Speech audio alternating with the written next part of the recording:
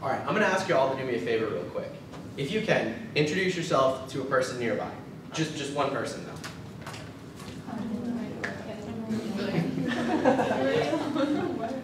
Okay, so according to Espresso Business Solutions, 50% of all Americans enjoy coffee. Of those coffee products, $12 billion worth of merchandise is sold in independent coffee shops.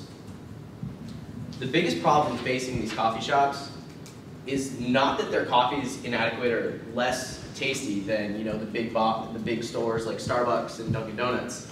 It's that their locations are not optimal. Finding these local coffee joints are a hassle for consumers on the run who are in a hurry to go to work or any other justifiable excuse for passing by a good coffee shop.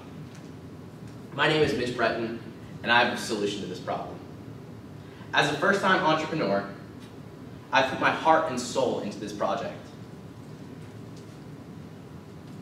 Through my degree in marketing, I've honed my skills in advertising and social media, and I plan to take advantage of those skills in launching Joe to Go. Please feel free to ask any questions during this presentation because the odds are someone else has the same concerns or questions that you have. So now let's start off by imagining ourselves on the white sandy beaches along the coast of Maine. The sun is at its peak, the sand is warm in between our toes, but the problem is you're thirsty, and all the drinks you brought, the children all stole. They're all gone.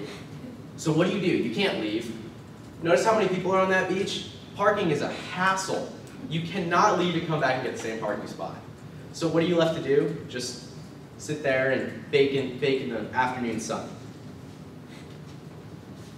As a lifeguard, I spent countless hours sitting on the beach, and I noticed a high volume of iced coffee beverages being consumed on a daily basis.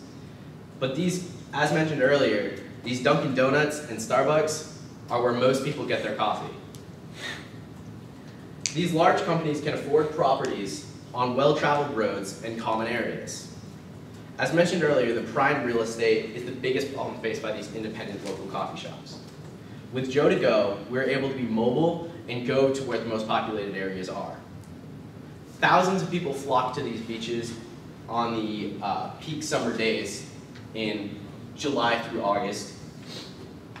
However, businesses can't address this enormous and untapped market because building on these coastline is incredibly difficult.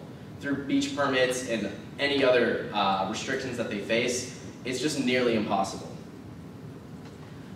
Building off the idea of the ice cream trucks, because they are the only companies in which they're able to move to where the audience is, the target is, I came up with the idea of Joe to Go. We're selling the convenience of an ice-cold coffee at a moderate price point. Our coffee truck will service local area beaches and amusement parks and other common areas. Our trucks will include the same amenities as a stationary coffee truck, or a stationary coffee shop, excuse me, but with the mobility and ability to find new targets and find new areas in order to sell. Baked goods, coffee products, and bottled water will be our platform for launch.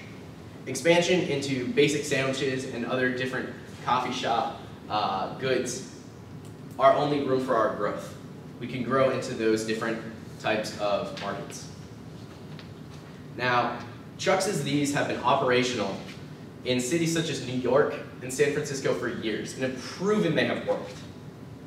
The food truck revolution has yet to reach its hands into the far Northeast. But through this groundbreaking project, it will be the first of its kind to succeed in the Northeast. The tactic that we're using is something that Dunkin' Donuts and Starbucks cannot compare to. We have a captive audience. As mentioned earlier, these targets and these beachgoers can't move. And therefore, when we take the convenience to them of a nice cold cup of coffee, they're drinking it in leisure. They're drinking it in relaxation. And coffee is a relaxing drink. You drink it in the morning when you're enjoying your breakfast, and now you're going to drink it at the beach. Now, we will be proud partners with Wicked Joe's Coffee, a Maine-based local company They're known for their ethical behavior and certified by Fair Trade, the company that ensures adequate treatment of coffee farmers such as this man. And for those of you who don't know, coffee comes out of a fruit. These are actually coffee beans, but the coffee beans are located inside the fruit and you have to peel them apart. So much manual labor that a lot of the times they're exploited for, the farmers are exploited for their manual labor. But as I said earlier, Fair Trade is a world-known organization for ensuring fair treatment to coffee farmers. Beyond our affiliation with Wicked Joe, we have a partnership with Immigrant and Refugee Community Organization. Illegal immigration is the most common problem associated with the coffee industry. Coffee farms often fail miserably, and the farmers are forced to relocate themselves into new areas, and sometimes they find their only solution in the American industry, and they will legally immigrate here.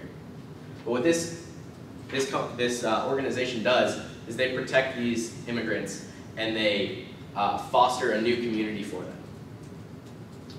So as our consumers approach our coffee cart for a delicious cup of coffee, they'll see our sign saying that we contribute to this good organization that is benefit to the world, and they'll know that their contributions will help another person.